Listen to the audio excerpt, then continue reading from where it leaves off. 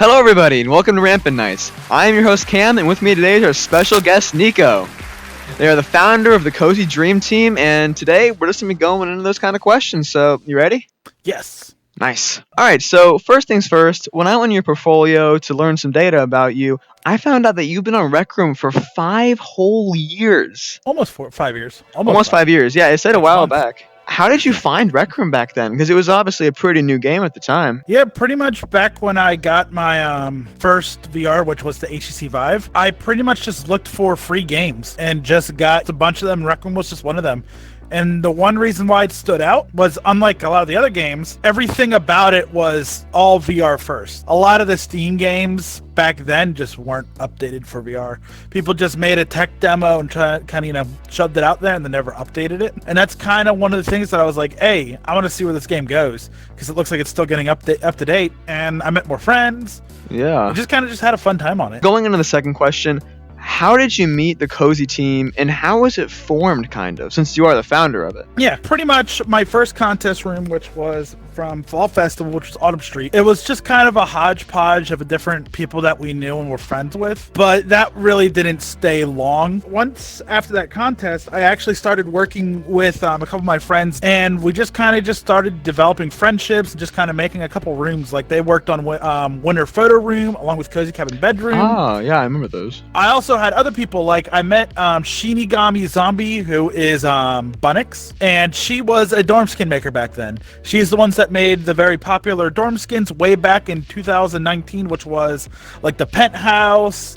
Oh, and yeah. really good futuristic one. Yeah. The Japanese style one. And originally we were going to bring her on for Fall Festival, but her VR is broken. We started talking a little bit after Fall Festival. Kept going on from there, and then I met other people like Mint VR, which I think she has name Mint now. I pretty much taught her how to build from scratch, and then within 1 month time, we were working on Wonderland, and that's when we were kind of formulating the Cozy Dream Team. And after that contest, it just kind of kept growing. We kept, making more friends, going through contests, winning more contests, and just becoming more of a structured team. We were basically a friend-based team, and we still kind of are, but we are trying to shift more into just getting stuff done and trying to make more non-contest stuff. It's one of the things that we always lacked. We never really made stuff outside the contest. Like last year, we only made about, I would like to say, maybe 1 or 2 maps outside the contest, which is something that I really wanted to try getting more rooms out, but it's just with the tight schedule they run with these contests and my own IRL schedule, it's very hard to get stuff done. Yeah, I bet. In a decent time. What made you go into hangout rooms, and have you always kind of been into the low fidelity vibe? We always really liked just making rooms that we could just hang out in. When we went to rooms like Taco Winter Lodge, rooms that people really wanted to go to and just, relax, and we're like, yo, let's put our hands into trying this. Yeah. So we just kept, building, improving. People usually get the misconception that hangout is the easiest category when it comes to contests, when in reality, it's pretty much a discount art category, which people don't seem to realize. Like, detail and looks kind of dominate the hangout category when it comes to contests. True. We've always tried to make it, have that balance between hangout and, art, and sadly it's kind of being like 50-50 at this point, where it's not really an art room, it's not really a hangout room, but it's a contest art room, and that's usually what does well, like with our Stranded competition map. Oh, yes. And with the whole lo-fi vibe, I've always really liked lo-fi music. Some of the earliest Cozy Crew rooms, we use City Girl, which is a lo-fi music maker. We've always tried to use her music in our rooms. I think the last time we actually had one was during Hidden Worlds. But no, you're right about the whole hangout and art thingy, because whenever I go into not only your rooms, but like other hangout rooms, there's so much abstract and sometimes legitimate art pieces in there. That's what makes it so interesting to look at, is because if you're not hanging out, you can go look at this. Like, that's why I go into Crescent Cliffs. Crescent Cliffs is my favorite hangout room. Yeah. And it is beautiful. It is obviously just Rec Room 2 building and stuff, but it is beautiful for no reason, and that's why it's so artistic, and anything you make that's a hangout has to be artistic. And of course, any kind of room competition should be an art competition side by, because that's just what it is. Which Cozy room took the longest to build? A lot of the early ones were mainly 3 to 4 weeks because of Rec Room and the way they've done, how they structure their contests. I would say the one that probably took the absolute longest would have to be Safe House, if you're just looking at start and end date. But we had most of that room done within the 2nd week span, and we're talking like we have a 4-week span now, and they also gave an extension of where it was like 5 weeks. If you want to talk about really long build time, it was probably our latest one, which is Spellbound, because we pretty much worked nonstop from the begin date to the end date. I mean, I can't believe you can get a room done within a contest period, because this room, the room that you're in right now, is probably the best thing I made, and it was started in May, and we're still adding on to it. What would you say your favorite part of a cozy room or room you make is to make? Or like, what's your favorite part in the process? The biggest part I do now is mostly CV2, CV1, animations, ink optimization, and terrain, because those are probably some of the more important parts of a room, even though a lot of them go unnoticed.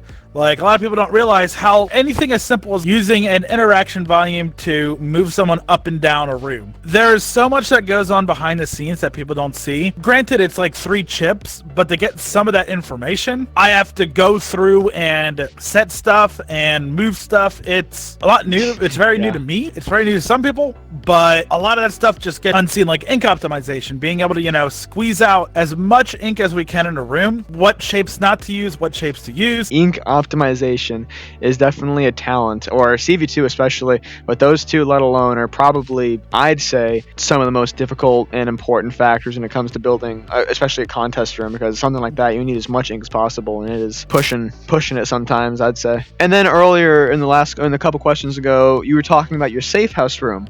I saw in one of your YouTube videos that you won the stranding competition with the safe house room. How did that feel? How was that? It's just amazing. The last time we got a first was during Mystery, where we got first for Cozy Clue Mansion. That was a while ago. That was, again, literally almost, a year and a half now. It's just very nice to look at all of our hard work and effort finally, pay off again. I felt that, yeah. We spent hours in that room, just tweaking everything, making it look nice, and we took a risk because, again, when people think Hangout, they think, oh, hey, let's look at, when they think of Stranded and Hangout, they think of, oh, hey, a cave. We were like, hey, let's just make something that isn't really supposed to be cozy per se, or, relaxing. Make it relaxing, fit the theming, and make it look nice. We utilize so much stuff to, just make that room pop. Have you won any other competitions? Yes. Fall Festival got the top 7, so it got to roomies. We didn't actually take anything home for that. First place for Merchant's Quest, which was a tied first place, which there's only ever been 2 first place ties ever in a Rec Room build competition. That's why I have the Wonderland pen. But also with Wonderland, I got best sound design, which my entire job on Merchant's Quest was literally sound design. I also got 2nd place with Hangout, which was Cozy Realm. Then we also have Getaway, which was, we got 3rd place for Cozy Aesthetic Island. After that was Movie Magic. 2nd place for Game. We took assets from one of our failed, questions we were making that contest, put them into a new room, turned it into a game. I did all the circuits within like 4 hours. We got 2nd place. We made a minigame room, which was kind of astounding. Then we competed in Hidden Worlds. It's the only time we only ever got top 10. Then Carnival, we did Somerset, which got 3rd. Some of my favorite things in the rooms that you've made, the cozy rooms, or just any other rooms you've made, is the plushies. I love the plushies and their design, and I'm wondering, will you give me a special one-on-one tutorial on how to make one of your plushies? Sure. All right, sounds cool. Let's go do it. Let's do it. Woo! Well, here we are. And so you're going to be giving us a tutorial of this, but first, I see a couple surprises behind you. What's that? These are all the contest pens I've won. Holy moly. This is Wonderland. This is Mystery. Which that's Movie Magic. This is Carnival. Wow. This is Stranded. This one is Workshop Host 1. That is for doing 25 events and teaching. And this is Workshop 2, which is 45 events. Wow, that is a beautiful collection you got there. I wish you could save those and you could just put them in a display case and they're automatically ready. That would be cool. It would be nice to be able to have them showcased, because I would love to have them just in a glass container, just to kind of make it look nice and just be like, hey, look at what I accomplished from my I mean, those are trophies. the rooms I've worked on. Rec Room. Oh, yeah. Idea time. Make those permanent. Do it. Alrighty, so shall we? Yeah, there we go. There you go. Nice. All right, where do we start? So usually I start with getting a spear, making sure it's carpet, and we're gonna try doing a little cat. So you can feel free to choose whatever color you want to make it. I also have a couple settings that are also a little bit important. If you go to the gear icon on your palette, go to the first page and make sure uniform shapes is on. I also usually do grid, and I have rotation set to 90. And yeah, I just start with making a spear.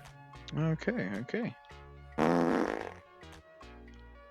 I turn off snap, and then I get ready to clone.